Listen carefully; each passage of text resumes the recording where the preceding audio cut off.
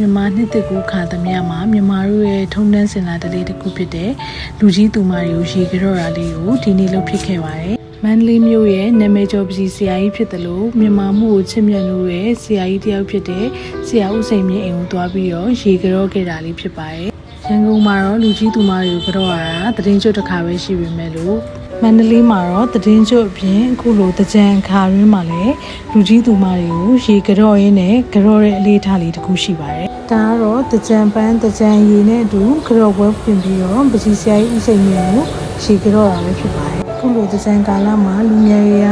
ရေလာကြော်ရဲဆိုလို့ရှိရင်လူကြီးရလက်ခံပြီးတော့စုပြန်ပေးရင်းနဲ့မှုံမိုးတွေလည်းပေးတတ်ကြတဲ့ဒလေးလေးခုချိန်ထိရှိနေပါတယ်။စိတ်ရတယ်ကျမတို့ရှိကြိုင်းပေးတဲ့ပြင်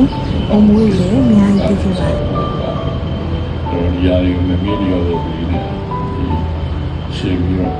ဒီချိန်ကလာမှာတော့ဒီလိုကနာပြောရမယ်ရှင်နေတာခါဒီကတာမယ်ဒီချိန်ကရှင်စင်းပြီးတော့ဒီကတော့ကိုယ်ပေါင်းနေမရှိတဲ့ဒီမှာဒီထောက်ခံစားရတဲ့ဒီစေကောင်းစိတ်မြတ်နေဒီဒါနာဆိုတာတကယ်ဒါနဲ့အလွယ်ဆုံးကုသိုလ်လူရတာလွယ်ဆုံးနဲ့အဲဒီကုသိုလ်တွေရကြတယ်လူရတဲ့အလုပ်ကအလွယ်တခြားတိလာတော့ကြတော့ကတ်သွားပြီလေနောက်တော့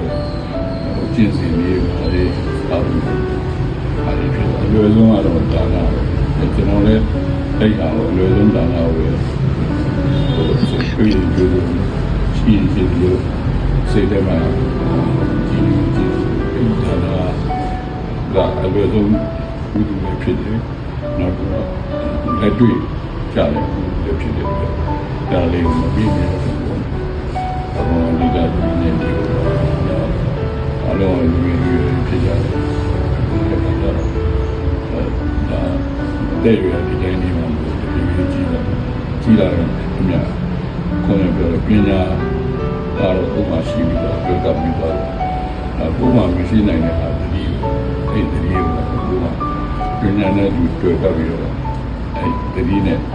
ပညာကိုတို့ပြီးတော့ပြောကြတယ်အလုံးတော့ဒီကမှာစိတ်ချမ်းသာကိုယ်ချမ်းသာတယ်ဒီလိုဆိုတာရှေ့ကလာလို့ဒီရခလာဒီမှာတော့အမျိုးမျိုးပဲရှိတယ်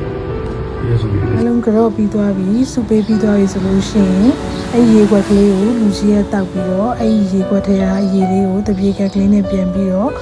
ရေကြော်ရဲ့အစီအစဉ်လေးဖြစ်ပါတယ်ဒါတော့ကျမတို့မိသားစုပစီဆရာကြီးဦးစိန်မြင့်ကိုရေသွားကြော်ရင်းနဲ့